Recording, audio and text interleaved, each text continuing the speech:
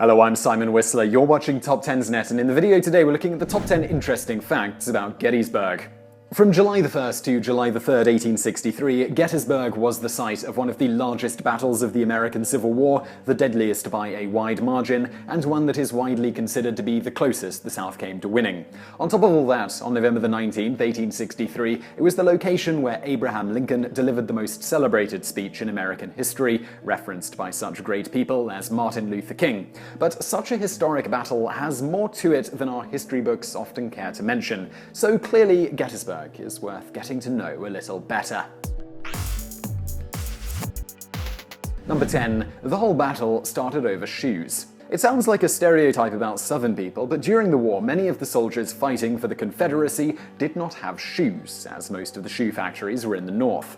So the battle was started by a contingent of soldiers going to Gettysburg because there was a shoe factory present. They found out the hard way there were thousands of Northern soldiers present, and thus it was on. Number 9. The oldest soldier of the Civil War volunteered in the middle of it. John L. Burns, a resident of Gettysburg, was 70 years old when the battle started. Hearing the sounds of war and being a former soldier, he grabbed an 18th century flintlock rifle and ran out to take part. This would have been the equivalent of taking a Tommy gun to the Gulf War. On the way to the battle, he found a wounded soldier and traded his gun up. After volunteering his services, he was sent to the front line. 3 bullets struck his arm during the battle, and he was abandoned as the Northern soldiers abandoned the position. Southerners found him, and he lied to them, claiming non-combatant status, so he could receive medical attention instead of being shot. Oh yes, that's right, he would have been shot. In keeping with the rules of war at the time, any soldier not in uniform was technically a spy and could be killed on the spot. He outlived the battle by 7 years, even though it was unusual in his day to live as long as he had when the battle started. Number 8. Lee's heart. On a night just before the battle started, Robert E. Lee, the commander of the Southern Army, had a heart attack. This had been cited as an influence on his judgment during the battle, such as why he made such mistakes as the notoriously costly and foolhardy Pickett's Charge. So generations of people owe that heart attack a pretty big debt of gratitude. Number 7. The Northern commanding general was brand new. George Meade had been appointed commander of the Northern Army, known as the Army of the Potomac for the River in Washington, D.C., just 3 days before the battle started. This was due to previous General Joseph Hooker losing the Battle of Chancellorsville. This was something that he should have won and humiliated the army. Thus, Meade really didn't have the confidence of his staff, and the battle really was not very well organized by the North. Half the combat units were barely even engaged, and the other half took extremely heavy casualties. It was only due to extremely heroic performances by some of the soldiers in the field that the battle was not a Northern defeat.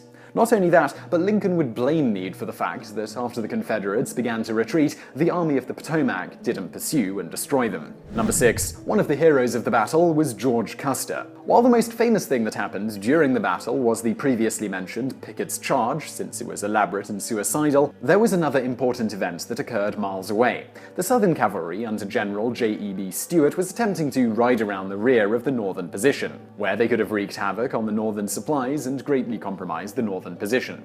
They were intercepted by the brash Brigadier General George Custer, known to most today only as the guy who got killed by Native Americans at Little Bighorn. He managed to stop a much larger Confederate unit, and said of his own attack, "I challenge history to cite a more brilliant cavalry charge." Even if no one had ever heard of him again, he praised himself enough to make up for it. Number 5. The soldier with the horrifying fate. In any battle where an estimated 50,000 people were killed or wounded, some people are going to have some very unpleasant fates. Something especially nightmarish happened to one of the Southern soldiers. During the battle, he was wounded and passed out. The position was then taken by Northern soldiers, who took him and some other dead soldiers into a barn. Several dead bodies were piled on top of the soldier, and he awoke far too late. It wasn't until several days later that a burial detail found him still alive under a pile of corpses. By then, he was sick in the head and body, and died shortly thereafter. Number 4. The Horrifying Aftermath. Of course, after the battle, the situation that Gettysburg was stuck with wasn't much less horrifying than what happened to the soldier mentioned previously. A little town with a population of around 2,000 was now stuck with having tens of thousands of wounded soldiers around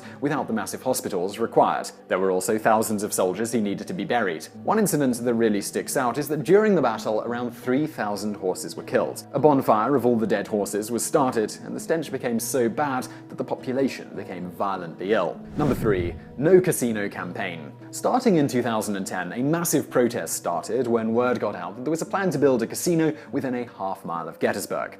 The campaign ultimately lasted for 20 months, demanding a distance of at least 10 miles. Ultimately, it was ruled against 45% to 41%. That 41% voted for it in the face of a nationwide protest showed that the community locals must have really wanted that casino. Number 2. Lincoln was really ill while delivering his address. While giving one of the most concise, humble, heartfelt, and celebrated speeches in American history, Lincoln was actually suffering from smallpox. It wasn't life-threatening, but he still was described by people in close proximity as looking pale and sickly. So given the fact that Lincoln had a high-pitched voice at the best of times, all of those dramatic readings you sometimes hear couldn't be less like the real thing. Number 1. Many thought the address was awful. Journalist Gabor Borit, who was present, said of other journalists that they could not find much good to say about it. Lincoln himself said, "It is a flat failure, and the people are disappointed." Part of the issue seems, in hindsight, to be that the speech was 247 words, which seems way too short for the message it was intended to convey. It was even too short for a photographer to get a picture of Lincoln giving the address. Something that brief can't help but seem a bit dashed off, like something that should be given little note. But today, we can appreciate the quality of those words over their small quantity. So I really hope you liked that video. If you did, please do hit that thumbs up button below, and don't forget to subscribe for brand new videos just like this every day of the week. Also, over there on the right are a couple of other videos that you might enjoy if you enjoyed this one. And thank you for watching.